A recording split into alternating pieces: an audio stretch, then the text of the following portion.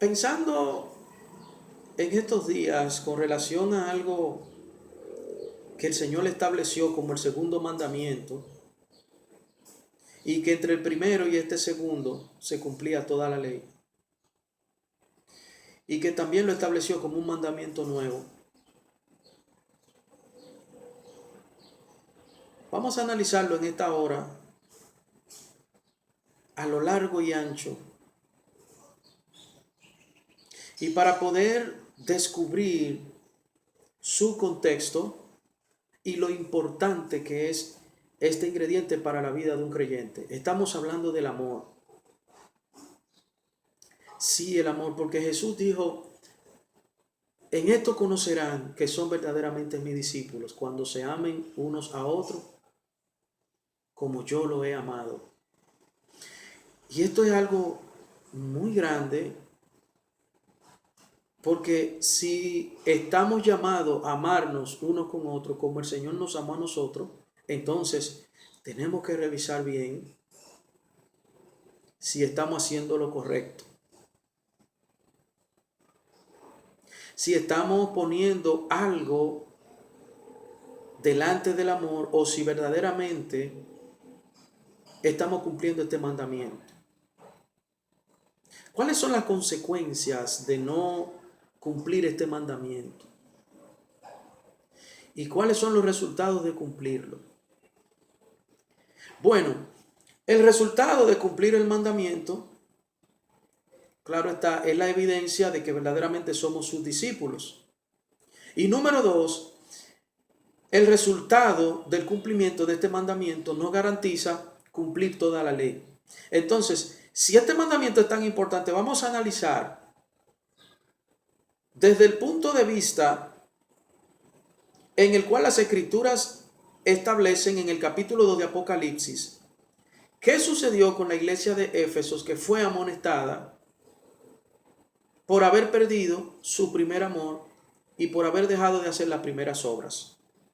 Y vamos a ver y vamos a comparar en qué esto nos afecta o nos puede ayudar a la iglesia de este tiempo.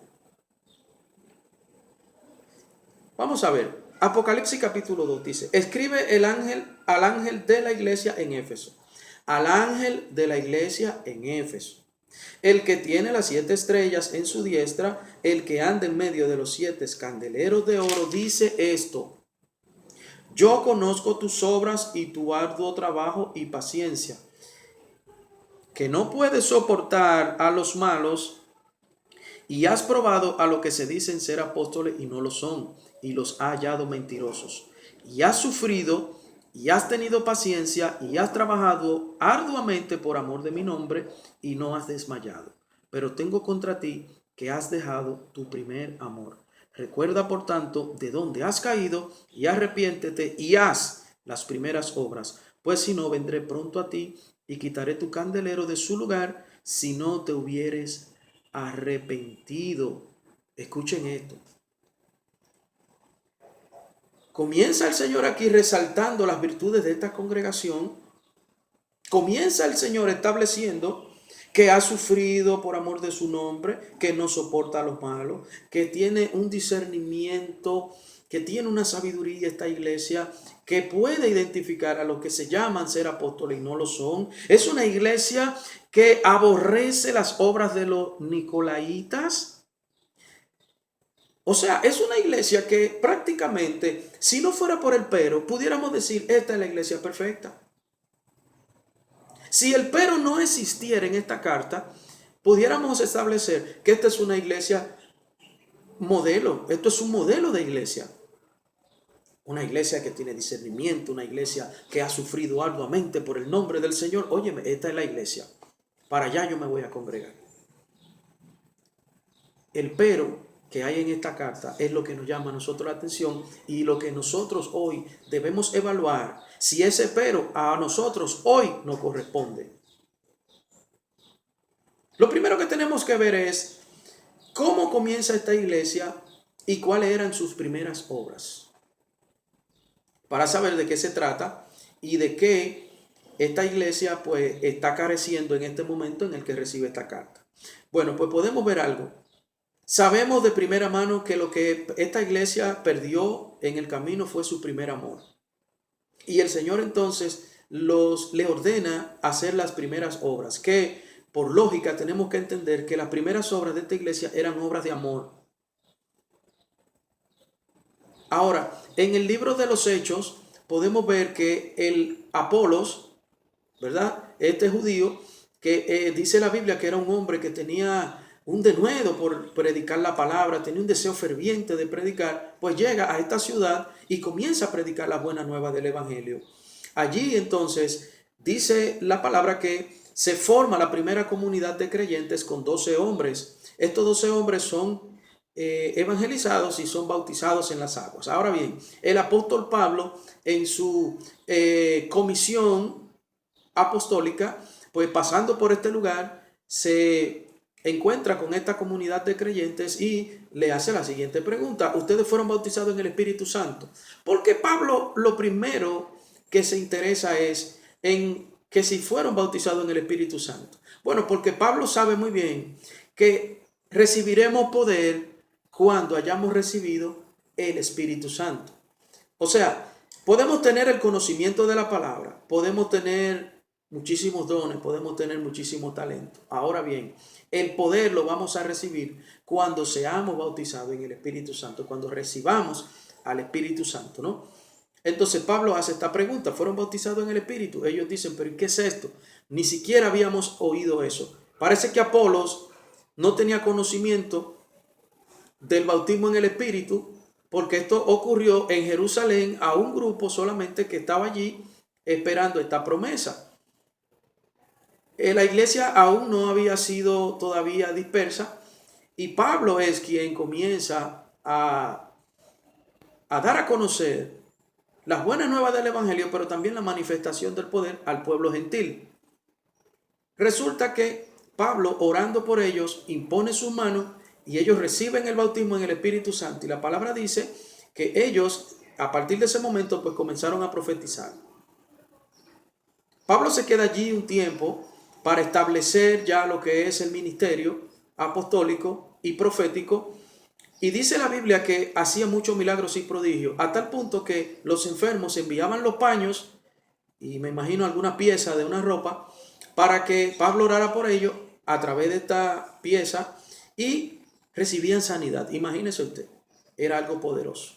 Ahora bien, la iglesia así es que comienza. Luego, en la primera carta del apóstol Pablo a los Efesios, establece en el verso 15 lo siguiente: por esta causa yo también,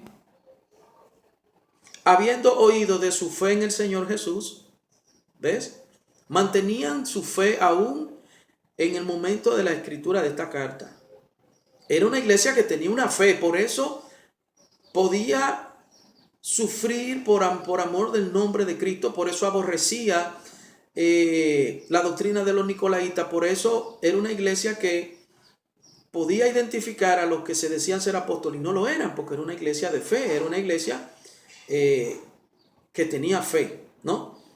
Y de su amor para con todos los santos. Aquí está la clave del asunto. Aquí está, más o menos, podemos determinar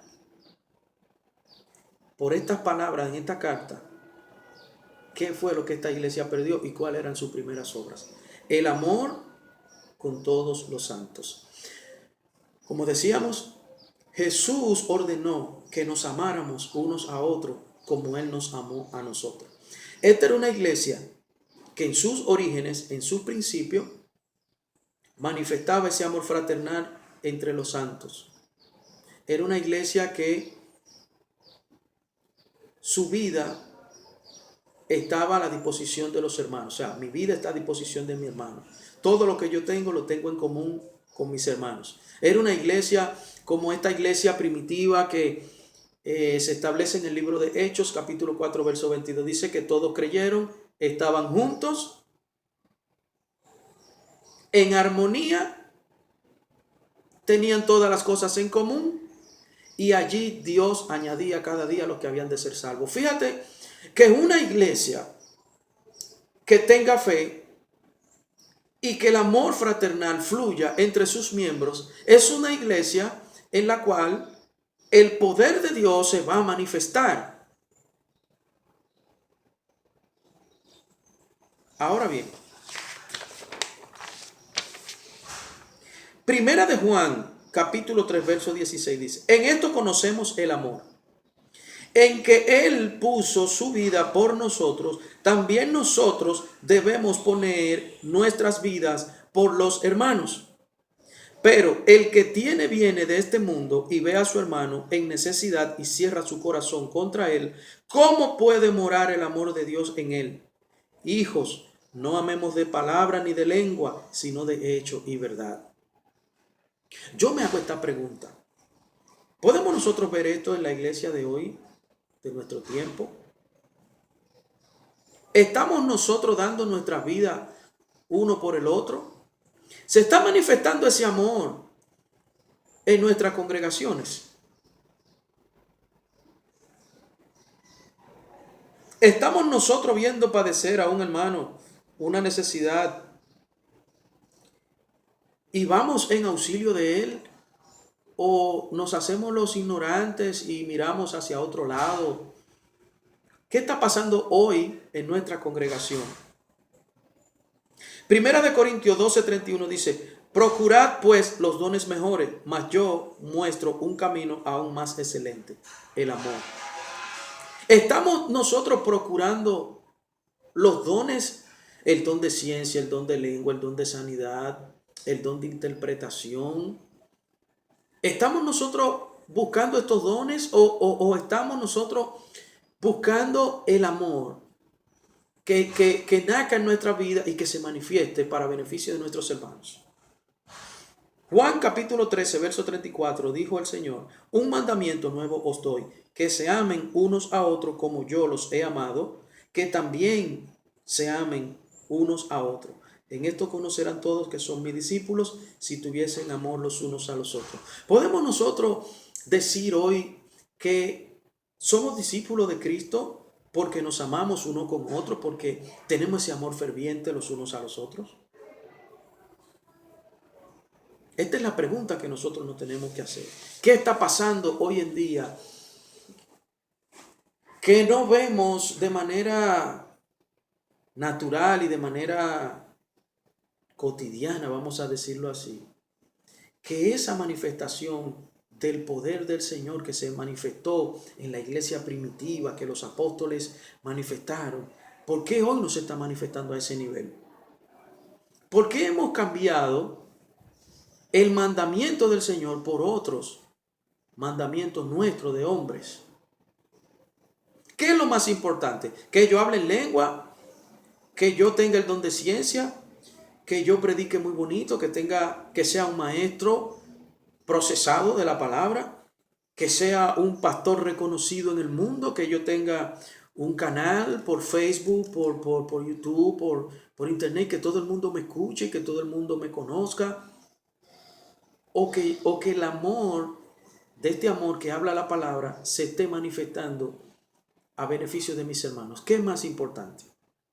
Primera de Corintios 13:1 dice, si yo hablase en lenguas humanas y angélicas y no tengo amor, vengo a ser como metal que resuena o címbalo que retiñe. Y si tuviere profecía y entendiese todos los misterios y toda la ciencia, y si tuviese toda la fe de tal manera que trasladase los montes y no tengo amor, nada soy. Y si repartiese todos mis bienes para dar de comer a los pobres y entregase mi cuerpo para ser quemado y no tengo amor, nada me sirve. El amor es algo muy importante. Ahora bien, ¿cómo yo me doy cuenta si en realidad yo no tengo amor? Bueno, la palabra define el amor de la siguiente manera. Es sufrido, benigno, no tiene envidia, no es jactancioso, no se envanece, no hace nada indebido, no busca lo suyo, no se irrita, no guarda rencor, no se goza de la injusticia, mas se goza de la verdad.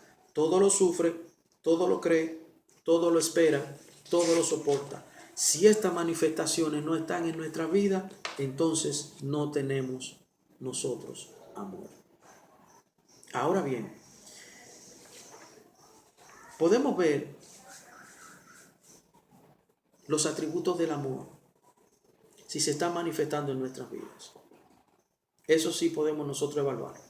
Ahora, ¿qué nosotros tenemos que hacer si identificamos que estas manifestaciones no se están produciendo en nuestras vidas? Bueno, lo primero es que tenemos que reconocer que si no hemos sido bautizados en Espíritu Santo y fuego, no podemos de ninguna manera manifestar los frutos del Espíritu, que son muy parecidos al amor. Entonces, lo que primero tenemos que hacer es recapacitar, detenerlo en el camino y analizar muy bien si el amor se está manifestando en nuestras vidas. La iglesia de Éfeso fue una iglesia que comenzó sin el bautismo en el Espíritu Santo. Luego, después de un tiempo, es que recibe este bautizo y es a través del apóstol Pablo. Ahora bien, ¿qué ocurrió en el camino que perdieron su primer amor y dejaron de hacer las primeras obras? Fíjate, una iglesia que se concentre mucho en los dones, en la manifestación del don. Una iglesia que se le olvide que primero son los de la casa. Una iglesia que pierda el rumbo y que se enfoque solamente en actividades, en congresos, en esto, en proyectos, en que vamos a hacer crecer la iglesia, en que vamos a hacer esto, vamos a hacer aquello, y se descuida de hacer las obras de amor en beneficio de sus propios hermanos, es una iglesia que esto puede traer consecuencias, se puede descuidar y puede entonces perder su primer amor. Y sobre todo, corren el riesgo de que el candelero que está en esa congregación le pueda ser quitado, así como se le escribe a la iglesia de Éfeso en el libro de Apocalipsis.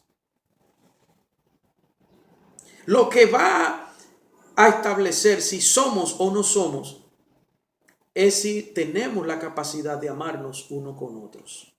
Si no tenemos esa capacidad, entonces jamás podemos amar al de afuera, porque si no nos amamos entre nosotros mismos. Es decir, hermanos, que la contienda, la envidia, la jactancia, el no someternos unos a los otros, el que pensar que mi ministerio es más importante que el tuyo, en una congregación no puede existir eso. En una congregación, los ministerios, los dones, los talentos deben estar a disposición del ministerio en completo, en general. Deben de estar a disposición de la iglesia. Porque todo lo que nosotros hacemos es para la gloria de nuestro Señor Jesucristo. No porque yo predico mejor que fulano y a mí no me dan parte. Entonces viene lo que es la envidia. Entonces la envidia no es una manifestación del amor. Entonces cuando la envidia comienza a manifestarse, entonces esos se comienza a contagiar y se van contagiando uno con otro. Entonces esto fue lo que pasó en la iglesia de Éfeso. Si usted lee el capítulo completo de esta epístola de Éfeso, usted se va a dar cuenta que esta iglesia manejaba los misterios. Era una iglesia bien madura, pero el amor entre ellos se fue perdiendo poco a poco y lo fue desplazando la manifestación de los diferentes ministerios que habían aquí. Habían personas que tenían discernimiento de espíritu y podían identificar a los que se hacían pasar como apóstoles y no lo eran. Era una iglesia que tenía el don de ciencia. Aquí se manejaba todo. Ahí habían maestros, habían muchos evangelistas, habían personas poderosas en el Señor, pero entonces había un problema y era que entre ellos se había perdido el primer amor. Fíjate las consecuencias que esto puede traernos si nosotros ahora no nos llamamos la atención nosotros mismos y verificamos si en realidad en mi congregación el amor de nuestro Señor se está manifestando unos con otros. Si en verdad nos estamos amando, si somos capaces de entregar nuestras vidas. Y quiero decir algo, en este contexto de entregar la vida no es que usted va a decir, no lo maten a él, mátenme a mí. No se refiere a eso. Se refiere a que todo lo que tú tengas, todo lo que tú posees, todo lo que esté a tu alcance, esté en favor y en beneficio de un hermano que lo necesita en un momento determinado. Si nosotros sabemos que hay un hermano que tiene una necesidad, ¿cuál? Vamos a decir, bueno, el hermano le cortaron la energía eléctrica porque el hermano no la pudo pagar, porque el hermano no tiene trabajo. No es tan solo hacer la oración, sino más bien hacer una colecta y pagar, aunque sea 1 o 2 recibos, en lo que el hermano consigue el trabajo. Eso es por poner solo un ejemplo. Pero hay muchos ejemplos. La iglesia primitiva todo lo tenía en común. Mi carro no era mío, era de mis hermanos, era de todos. Porque eso es lo que el Señor quiere. ¿O acaso el sol de quién es? ¿De quién es la tierra? ¿Y de quién es toda la plenitud de la tierra? Sin embargo, nosotros todos disfrutamos de ella. El Señor lo que quiere es que nosotros seamos igual que Él, que hace salir el sol para todos, buenos y malos. Entonces, a nosotros solamente se nos exige que seamos así entre los hermanos. Cuando Juan estaba predicando el evangelio del arrepentimiento, unos soldados le preguntaron, Señor, ¿y qué nosotros podemos hacer? Bueno, pues confórmense ustedes con el sueldo que ustedes ganan, no extorsionen. Y al que tenga 2 túnicas, que le dé una al que no tiene. O sea, son cosas sencillas. Pero no, nos hemos enfocado en que queremos profetizar, que queremos hacer esto, que queremos hablar en lengua, que mi ministerio, que mi ministerio y que mi ministerio. Entonces, lo que hacemos es que estamos en lo nuestro solamente. O sea, si yo no soy tomado en cuenta, bueno, pues yo no voy a ofrecer mi talento y mis dones en beneficio de la iglesia. No. Yo estoy buscando lo mío. Yo estoy buscando establecer mi ministerio. Yo no me someto a nadie. Yo quiero hacer lo mío yo y que Dios se glorifique, pero yo. Entonces, así no se puede. En conclusión, mis hermanos, lo que debemos es analizar si verdaderamente estamos nosotros hoy manifestando ese amor que el Señor nos ordenó que manifestáramos unos a otros. Y es cierto que el amor de muchos se enfriará por haberse multiplicado la maldad. Pero los que perseveren, dice la Biblia, los que perseveren, esto alcanzarán la corona de vida que Dios ha prometido a los que le aman. Así es que ya usted sabe, analícelo, piénselo. Esto es un buen momento para reflexionar si en verdad ese amor se está manifestando en nuestra vida. Y si no, pues vamos a hacer el esfuerzo para que esto se manifieste. Si contristamos al Espíritu Santo, el Espíritu Santo se va de nuestra vida y no vamos a poder manifestar ese amor. Tenemos que someternos a la palabra, tenemos que guardarnos. La palabra dice que la comunión íntima de Jehová es con lo que le temen. Entonces, el principio de la sabiduría es el temor a Jehová. Una persona que le teme a Jehová es una persona que se va a preocupar por guardar sus mandamientos. Y por vía de consecuencia, entonces el Espíritu Santo vendrá sobre nosotros, podemos manifestar los frutos del Espíritu y podemos manifestar ese amor los unos a los otros. Que Dios te bendiga, que Dios te guarde, que Él haga resplandecer su luz admirable sobre ti, para su gloria, en el nombre de Jesús. Amén.